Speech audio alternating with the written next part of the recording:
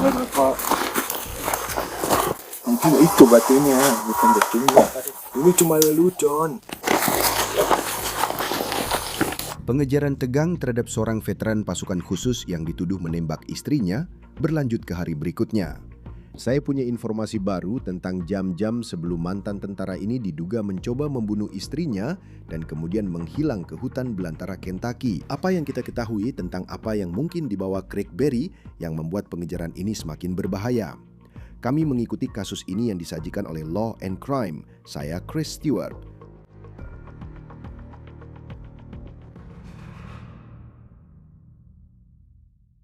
Hai teman-teman, sebentar saja saya ingin memberitahu kalian tentang aplikasi ini. Namanya Upside. Aplikasi ini memberi kalian cashback untuk pembelian sehari-hari, seperti bensin, belanjaan, dan makanan dibawa pulang. Jadi begini caranya, sangat mudah. Unduh Upside, gratis. Klaim penawaran di salah satu dari lebih dari 100.000 lokasi mereka. Lalu kalian bayar seperti biasa dengan kartu kalian, verifikasi pembelian, dan kalian akan mendapatkan uang kembali. Saya sudah menggunakannya saat mengisi bensin atau mungkin saat saya membeli makanan untuk dibawa pulang. Cukup cari penawaran di Upside. Setelah saya belanja, uang langsung muncul di aplikasi saya, lalu saya tinggal transfer langsung ke rekening bank saya. Itu saja. Pengguna setia Upside rata-rata mendapatkan kembali $254 per tahun. Jadi untuk mulai mendapatkan cashback, klik tautan di deskripsi atau scan kode QR dan gunakan kode promo OTC untuk mendapatkan bonus tambahan 25 sen untuk setiap galon di tangki bensin pertama Anda. Pihak berwenang yang memimpin perburuan ini, termasuk US Marshals, sangat jelas menyatakan bahwa orang yang mereka cari bukan tersangka yang biasa mereka hadapi. Ini adalah seseorang yang kemungkinan besar tahu apa yang dia lakukan saat mencoba menghindari kejaran aparat. Inilah orang yang sedang kita bicarakan. Namanya adalah Craig Berry. Dia berusia 53 tahun dan merupakan seorang veteran pasukan khusus.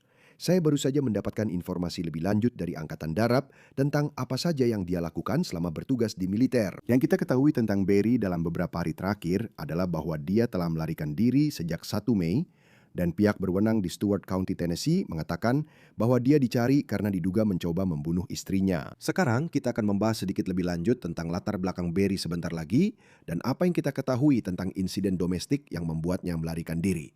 Kita akan membahasnya sebentar lagi. Tapi sebelum kita membahas itu, saya ingin memberikan informasi terbaru tentang perburuan orang ini. Apa-apaan ini? Aku mungkin seorang pemuntik. Aku menggunakannya. Ini adalah rekaman bodycam yang baru dirilis dari patroli Jalan Raya Tennessee saat pencarian. Para petugas membawa senjata laras panjang. Mereka membawa anjing untuk mencoba melacak bau saat mereka menyusuri daerah pedesaan di Tennessee yang berada tepat di perbatasan dengan Kentucky. Dan area di mana semua ini terjadi cukup unik. Anda harus memikirkan tantangan yang dihadapi penegak hukum saat mereka mencoba menemukan Craig Berry. Jadi Stewart County, Tennessee terletak di bagian barat laut negara bagian itu, sekitar 1,5 jam barat laut dari Nashville, tepat di perbatasan dengan Kentucky. Dan ini adalah daerah pedesaan, banyak hutan belantara, tapi juga merupakan tujuan liburan yang populer.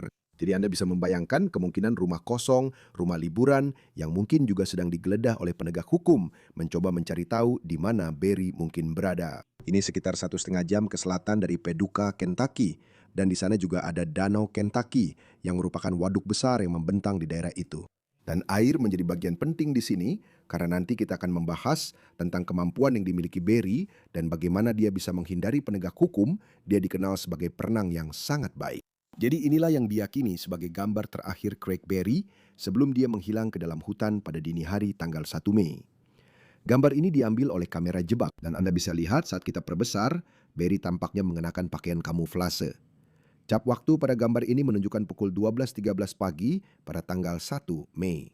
Menurut postingan pertama yang dibuat oleh kantor Sheriff Kabupaten Stewart, mereka dipanggil ke rumah ini di Dover, Tennessee pada pukul 1.30 pagi tanggal 1 Mei terkait insiden yang disebut sebagai cekcok rumah tangga. Para petugas sheriff mengatakan bahwa Berry diduga menembak istrinya lalu melarikan diri. Dan ini adalah foto-foto yang kami temukan di media sosial tentang Berry dan istrinya dari beberapa tahun lalu. Kami tidak menampilkan wajahnya, kami melindungi identitasnya. Pihak berwenang mengatakan setelah ditembak di leher, dia dibawa ke rumah sakit. Saat ini ada surat perintah penangkapan untuk suaminya. Dan jika Berry tertangkap, dia akan menghadapi tuduhan percobaan pembunuhan tingkat 2. Dan surat perintah penangkapan itu dilaporkan mengungkapkan lebih banyak informasi tentang apa yang terjadi hingga Barry melarikan diri ke hutan. Jadi mari kita bahas apa yang kita pelajari tentang Barry dan latar belakangnya.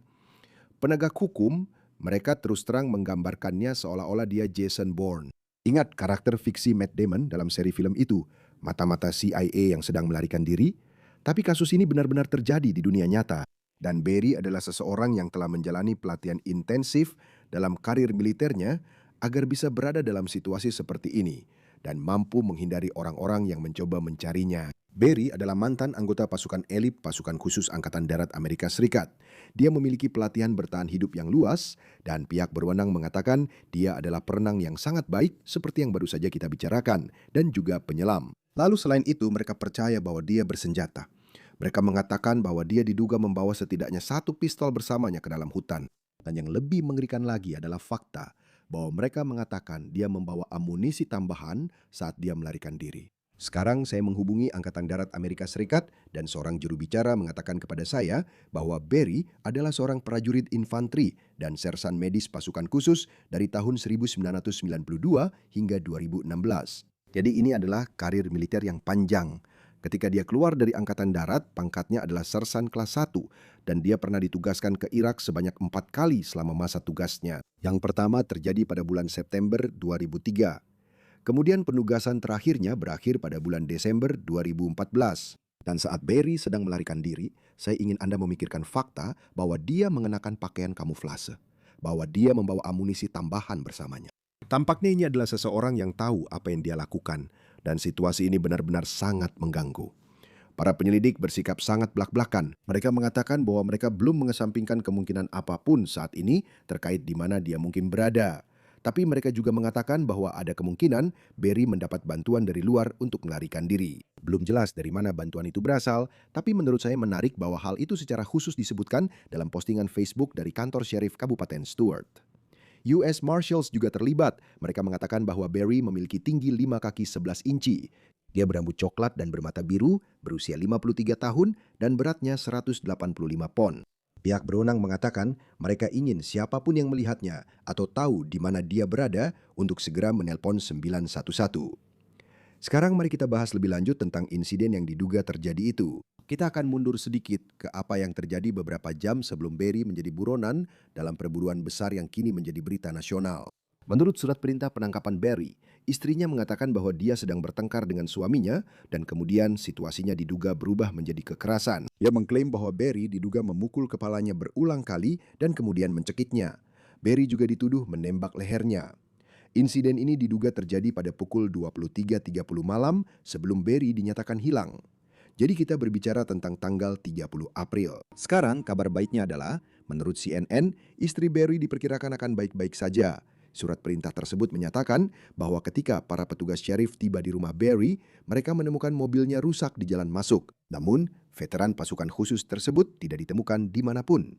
Ini berdasarkan surat perintah penangkapan yang diperoleh CNN. Dan Sheriff Kabupaten Stewart juga mengatakan kepada jaringan tersebut bahwa mereka memiliki ponsel Barry, yang di satu sisi berarti dia tidak memiliki akses untuk berkomunikasi dengan siapapun, kecuali jika dia bersama seseorang yang berada sangat dekat dengannya. Namun di saat yang sama, mereka tidak bisa melacaknya, yang mungkin tidak mengejutkan mengingat orang ini tampaknya tahu cara melarikan diri karena pelatihan bertahan hidupnya yang luas. Sheriff juga dilaporkan mengatakan bahwa mereka percaya Barry sempat menelpon orang tuanya sekali sebelum dia lari ke dalam hutan. Dan Sheriff mengatakan bahwa orang tua Barry telah bekerja sama. Bukan hanya tidak jelas di mana Barry berada, rencananya pun saat ini masih belum jelas. Menurutnya, dia hendak kemana? Apa yang akan dia lakukan jika penegak hukum semakin mendekat? Dan apa arti dari kenyataan bahwa sudah sekitar 5 hari tanpa tanda-tanda Barry? Apakah itu menunjukkan seberapa berhasil dia sejauh ini dalam menghindari penegak hukum? Sekarang saat kami meliput cerita ini, saya teringat pada 2 perburuan besar yang pernah kami liput dalam beberapa bulan terakhir. Salah satunya, Travis Decker, mantan anggota Angkatan Darat AS Serikat, dia membunuh 3 putrinya dalam sebuah kisah yang mengerikan. Itu terjadi pada Mei 2025 di sebuah tempat perkemahan di pedesaan negara bagian Washington.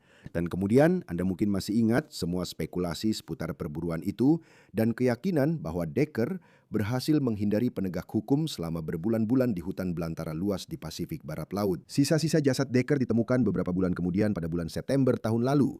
Menurut FBI, tubuhnya sudah dalam keadaan membusuk sedemikian rupa sehingga penyebab kematiannya mungkin tidak akan pernah diketahui. Sekarang perburuan lain yang saya pikirkan melibatkan seorang pelatih sepak bola SMA di Virginia, Travis Turner. Dia diduga berjalan masuk ke hutan di belakang rumahnya pada bulan November tahun lalu, tepat di tengah musim sepak bola. Pihak berwenang ingin berbicara dengan pelatih tersebut atas tuduhan kejahatan berat karena membujuk anak di bawah umur dan kepemilikan pornografi anak. Surat perintah penangkapan dikeluarkan terhadap Turner setelah dia menghilang, namun dia masih belum ditemukan. Saat ini, US Marshals menawarkan hadiah sebesar $5.000 dalam kasus Turner. Dan itu adalah jumlah yang sama yang saat ini ditawarkan oleh US Marshals saat mereka mencari Barry.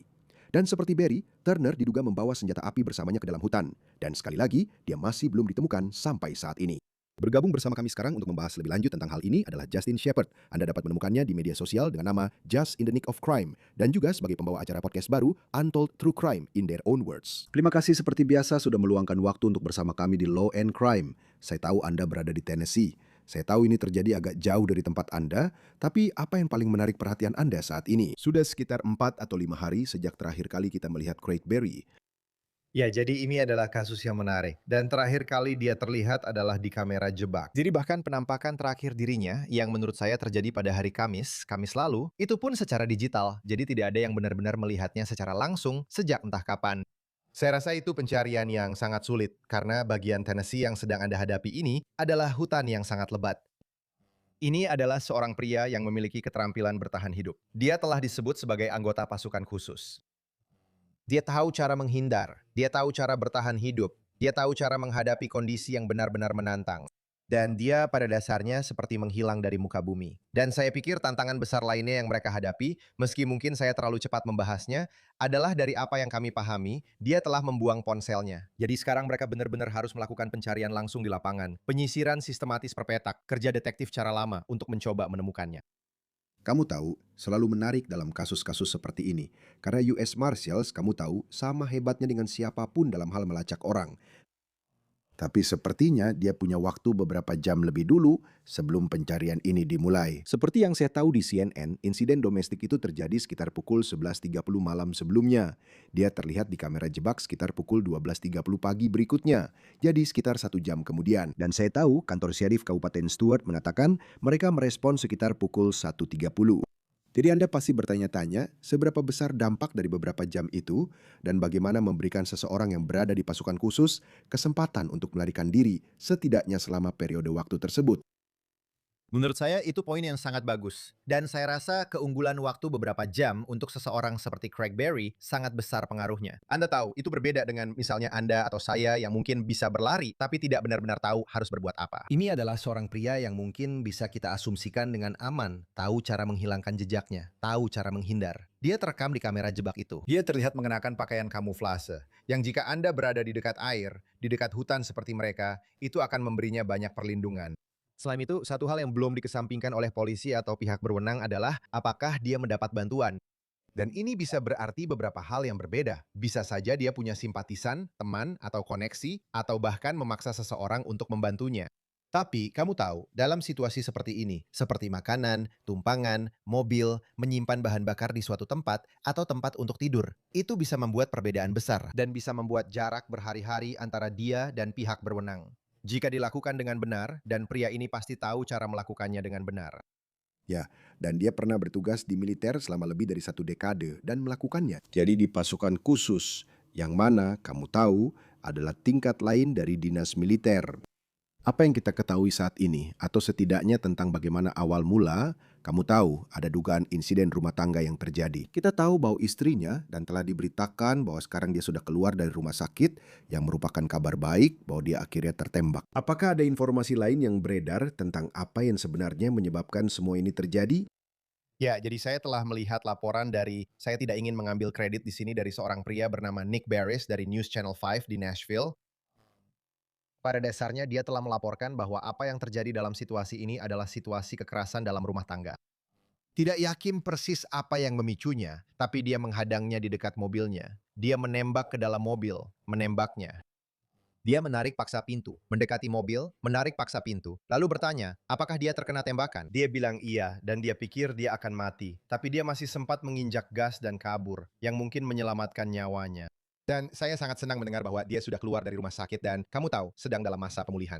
Tapi di saat yang sama, dalam satu napas, dia masih di luar sana. Jadi seberapa amankah dia sampai orang itu tertangkap? Dan seperti yang kamu bilang tadi, sekarang sudah berlalu. Jadi semua ini terjadi pada 1 Mei. Dan sekarang kita sudah tanggal 5 Mei saat kita merekam ini. Dan rasanya seperti seseorang, kamu tahu, bahkan jika kamu anggota pasukan khusus elit, air dan makanan akan sangat membantu kalau kamu masih mencoba untuk melarikan diri. Dan itu, saya memang merasa itu menarik, bahwa kantor serif menyebutkan kalau mereka tidak menutup kemungkinan bahwa ada seseorang yang bisa membantunya. Karena rasanya seiring berjalannya waktu, jika tidak ada tanda-tanda Craig Berry, rasanya dia pasti mendapat bantuan. Entah bagaimana caranya, mungkin bahkan tidak secara sukarela. Kamu tahu, kita seharusnya tahu. Tapi, kamu tahu, dengan cara tertentu, pasti ada orang lain yang terlibat. Menurutmu begitu kan? Kamu tahu, dan aku setuju dengan itu. Hal lain, dan aku akan kembali ke situ sebentar lagi, tapi hal lain yang menarik yang juga aku lihat dalam beberapa laporan adalah apakah ini mungkin sudah direncanakan sebelumnya. Kamu tahu, sepertinya dengan laporan yang terbatas yang kita punya, ini hampir terlihat seperti situasi yang terjadi secara spontan, di mana semacam pertengkaran terjadi dan dia mulai menembak. Tapi kalau ini memang sudah direncanakan sebelumnya, mungkin dia memang berencana melakukan sesuatu. Kamu tahu, itu memberinya kesempatan untuk menghubungi orang-orang dan berkata, "Hey, kamu tahu, butuh tempat untuk menginap, atau aku akan butuh menggunakan gudang, atau memberinya kesempatan untuk menyimpan satu kaleng bensin di suatu tempat atau mobil di suatu tempat." Atau kamu tahu, sebenarnya kemungkinan yang terjadi itu tidak terbatas. Dan sayangnya, kita tidak punya informasi. Apakah ini memang sudah direncanakan sebelumnya? Atau apakah dia sudah menghubungi seseorang? Itu juga membuat pihak berwenang semakin kesulitan. Karena sekarang mereka harus menyelidiki latar belakangnya, menyelidiki hubungan-hubungannya, dan mulai melacak semua itu untuk melihat apakah mereka bisa membantu memperkirakan dengan lebih baik di mana dia mungkin berada. Dan bagian lain yang juga mengkhawatirkan, karena kamu tahu ada beberapa kasus tertentu, Travis Decker adalah salah satu yang terlintas di pikiran. Ya, pelatih sepak bola di bagian barat Virginia dan dia masuk ke hutan. Saya tidak tahu seberapa banyak pengalaman bertahan di alam bebas yang dimiliki oleh pelatih Turner dalam situasi itu. Tapi dalam kasus ini, fakta bahwa dia mengenakan pakaian kamuflase seperti yang terlihat di kamera di pos pantau di atas pohon yang merekamnya mungkin 45 menit sampai 1 jam setelah dugaan penembakan terjadi, menurut saya itu menunjukkan niat bahwa ini adalah seseorang yang masuk ke hutan bukan dalam keadaan pikiran yang kacau.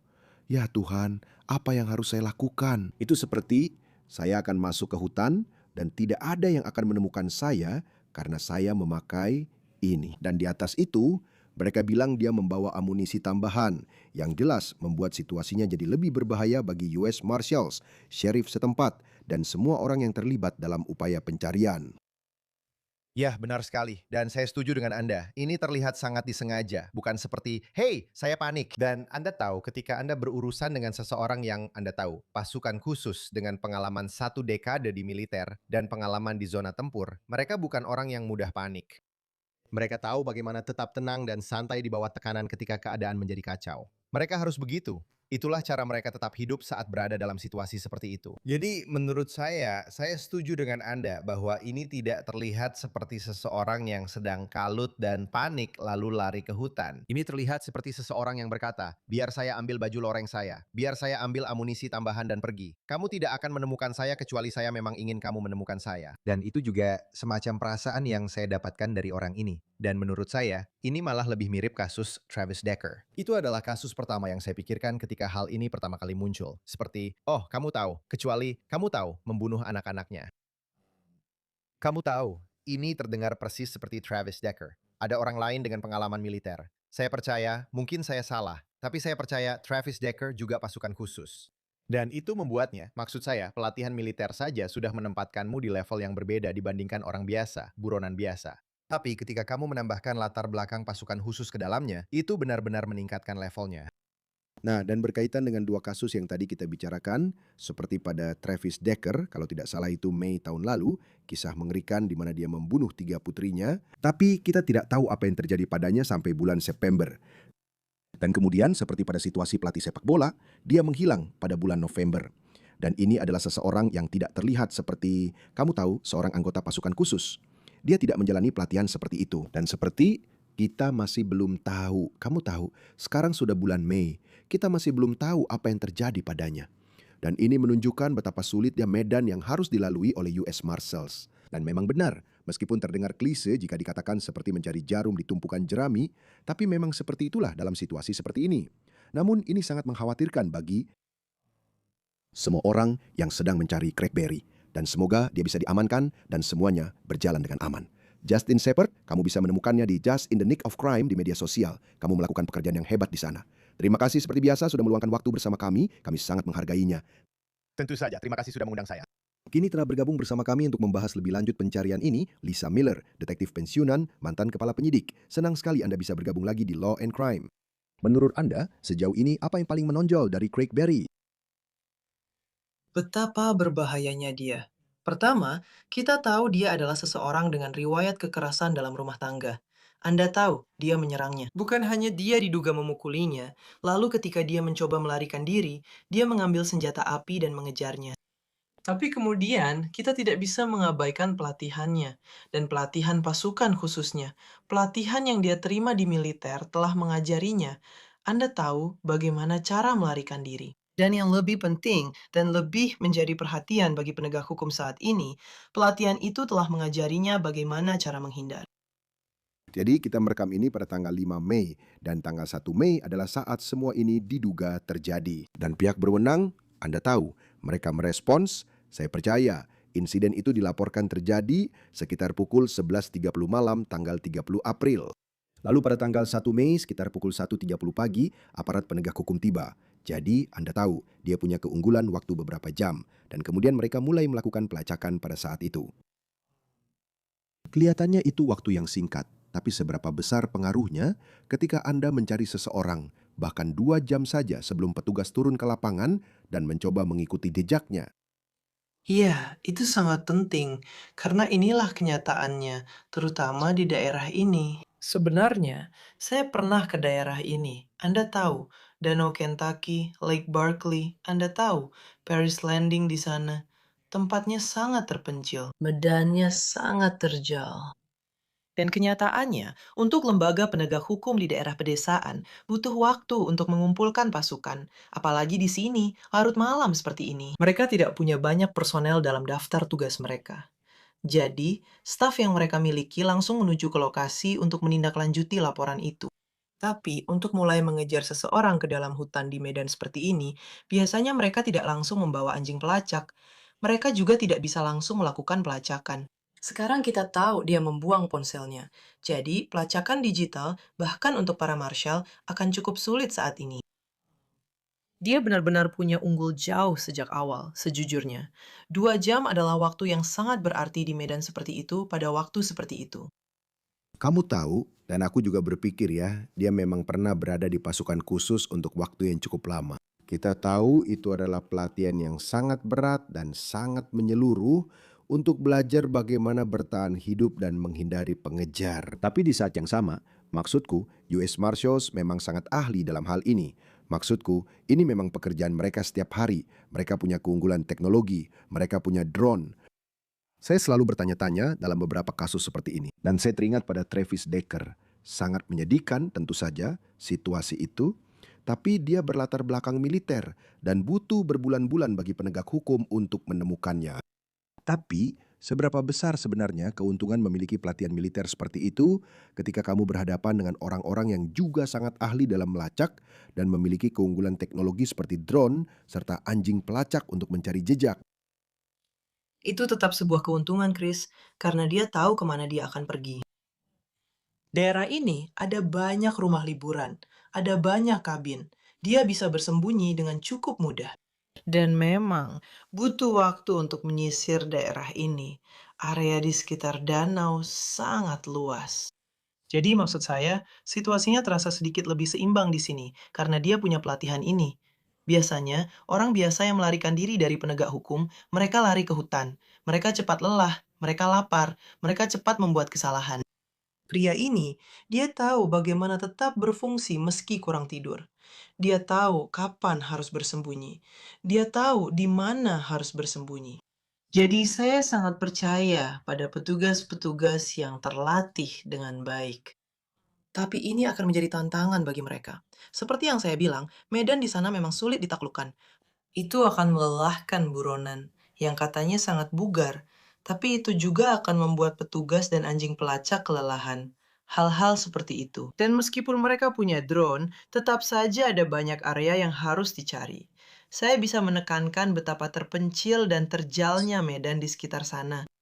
Itu poin yang sangat bagus, karena saya tadi baru melihatnya dari atas, semacam di Google Maps, dan hanya sekedar melihat-lihat. Dan seperti ide tentang rumah liburan yang mungkin dimiliki seseorang, ini seperti memang waktu-waktu di mana orang-orang mulai pergi ke rumah liburan mereka di tepi danau. Tapi di satu sisi mungkin bukan itu. Dia bersembunyi, kamu tahu, di bawah pohon atau di bawah semak-semak, lalu dia bisa masuk ke gudang atau tempat semacam itu yang saat ini sedang sepi. Itu jelas menakutkan. Aku juga memikirkan apa yang dia bawa bersamanya dan kenyataan bahwa dia mengenakan pakaian kamuflase, bahwa dia membawa setidaknya satu senjata, kata mereka, dan amunisi tambahan. Sepertinya dia masuk dengan niat seperti ini tidak akan menjadi akhir buat saya. Kamu tahu, berbeda dengan seseorang yang mungkin pada suatu saat, kamu tahu, pergi keluar sana dengan niat untuk menyakiti diri sendiri. Seperti aku tidak bisa membayangkan sebagai anggota penegak hukum, seperti masuk ke hutan setiap hari, bagaimana mempersiapkan mental untuk bisa mencoba melacak seseorang yang punya pelatihan seperti itu, tapi juga masuk dengan niat yang tampaknya untuk menyakiti orang lain. Benar. Jadi kita tidak tahu. Kita tahu pola pikirnya dari pelatihannya. Pola pikirnya adalah seperti seorang pejuang. Tidak, sejujurnya, pelatihan penegak hukum. Mereka punya pola pikir pejuang saat ini. Saya akan bilang itu sudah lama sekali, sekitar 2 dekade yang lalu sekarang. Saya pernah menjadi anggota tim SWAT lintas yurisdiksi, dan kami masuk ke hutan. Dan sejujurnya, kamu tahu, berjalan di hutan bukan hal yang asing bagi saya. Tapi ketika kamu memburu seseorang di tempat terbuka, itu sangat berbeda dengan menyisir sebuah bangunan. Saya rasa saya lebih memilih menyisir gedung besar kapan saja daripada harus memburu seseorang yang terlatih di hutan. Ada begitu banyak tempat di mana mereka bisa bersembunyi menunggu kita. Dan kita juga tidak tahu, kamu tahu, kita bahkan masih belum tahu apakah pria ini masih ada di daerah ini. Dia bersenjata. Dia punya pola pikir bahwa dia tidak ingin tertangkap. Itu yang harus kita pikirkan sekarang. Dia akan melawan. Jika terpojok, dia pasti akan melawan. Apakah dia menahan, apakah dia menyandra seseorang di sekitar salah satu danau ini? Apakah dia telah merampas mobil seseorang dan membawa kendaraan mereka sambil menahan orang itu, atau melakukan sesuatu? Ada begitu banyak skenario saat ini. Selain itu, cuacanya juga tidak mendukung pihak penegak hukum. Kita sering membicarakan penggunaan drone dan betapa menguntungkannya penggunaan drone. Tapi cuacanya benar-benar buruk, dan jelas kamu tidak bisa menerbangkan drone di cuaca buruk seperti yang mereka alami sekarang. Ya, dan saya juga berpikir, saya sedang merekam ini, saya di Atlanta, sepertinya ada beberapa badai yang akan datang malam ini, saya merekam ini pada tanggal 5 Mei. Kamu tahu bagaimana itu memengaruhi? Karena saya membayangkan jika dia di luar, itu tidak bagus untuk kondisinya, seperti harus menghadapi hujan. Tapi bagaimana hujan memengaruhi upaya pencarian untuk mencoba menemukan seseorang seperti ini? Yah, itu membuat melewati medan seperti ini menjadi lebih sulit, karena banyak naik turunnya. Ada punggungan, ada juga lembah-lembah. Jadi, itu membuat menavigasi medan menjadi lebih berbahaya bagi penegak hukum. Itu juga membuat semua orang yang ada di luar sana merasa tidak nyaman. Lalu, ada kekhawatiran soal peralatan. Kamu tahu, banyak peralatan yang kamu gunakan tidak cocok dengan air. Jadi, itu membuat segalanya jadi lebih rumit. Jadi, saat dia mulai kelelahan, kita juga harus melihat kondisi penegak hukum. Dan sekarang pencarian ini sudah berlangsung beberapa hari. Jadi, dengan sumber daya yang sudah masuk, para supervisor juga harus mempertimbangkan untuk merotasi orang-orang mereka dan menjaga agar mereka tetap segar, baik secara fisik maupun mental, untuk menjalankan tugas memburu pria ini yang mencoba membunuh seseorang. Ya, dan kau tahu dia mencoba membunuh istrinya. Saya melihat dari CNN bahwa serip setempat mengatakan dia diperkirakan akan pulih, yang tentu saja kabar baik. Tapi kau tahu, sangat menakutkan mengingat pelatihan pria ini. Dan apa yang bisa kamu simpulkan? Seperti sekarang, jadi pencarian dimulai 1 Mei atau sekarang 5 Mei. Jadi sudah 4 hari berlalu. Dan sepertinya, dan ini hanya berdasarkan informasi yang sudah dipublikasikan ke masyarakat, seringkali kita lihat mereka sebenarnya sudah lebih dekat dengan sesuatu daripada yang mereka ungkapkan. Kita tidak tahu. Tapi fakta bahwa dia belum tertangkap setelah 4 hari, bagaimana itu memengaruhi strategi pencarian untuk seseorang seperti ini? Strateginya sedikit berubah. Saya melihat beberapa laporan, dan sekitar 7 tahun yang lalu, di daerah yang sama persis ini, mereka pernah menangani seorang pria yang membunuh 2 orang dan melarikan diri, dan dia buron selama 2 minggu. Jadi beberapa hari pertama terasa cukup intens, kacau. Kemudian semuanya mulai lebih terorganisasi. Dan kemudian setelah hari keempat atau kelima di area tempat kita berada sekarang, mereka mulai menekannya. Dan sekali lagi, penggunaan unit penegak hukum khusus yang datang, anjing-anjing mereka, drone-drone mereka, mereka ingin menjaga dia tetap terkurung di suatu tempat, mungkin dimanapun dia bersembunyi, atau menekannya dan menguras mentalnya. Jadi ini masuk ke tahap berikutnya. Mari kita atur pencarian dengan pola grid.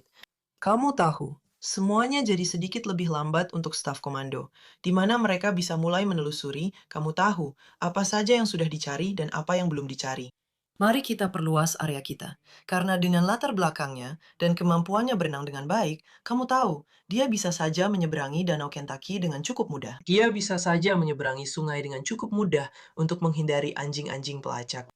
Jadi, kamu tahu, mereka sedang memperluas area pencarian. Mereka sedang melihat situasinya, memeriksa sumber daya apa yang perlu mereka kerahkan. Sebenarnya, saat ini situasinya belum terlalu panik. Perburuan sedang berlangsung, dan penegak hukum sangat gencar dalam perburuan itu.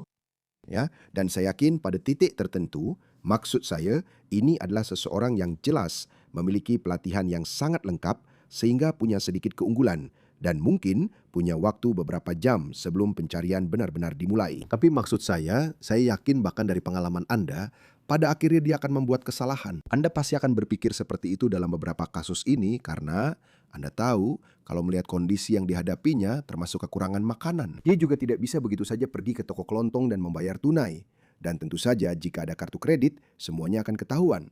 Jadi ya, kita lihat saja apa yang terjadi selanjutnya. Situasi yang sangat mengkhawatirkan sedang terjadi di perbatasan Tennessee, Kentucky. Lisa Miller selalu senang bisa menghadirkan Anda di Law and Crime. Terima kasih sudah bersama kami. Terima kasih, Chris. Itu saja untuk On The Case yang dipersembahkan oleh Law and Crime. Ikuti kami di YouTube dan Spotify. Kami juga streaming di Peacock. Saya Chris Stewart, sampai jumpa di lain waktu.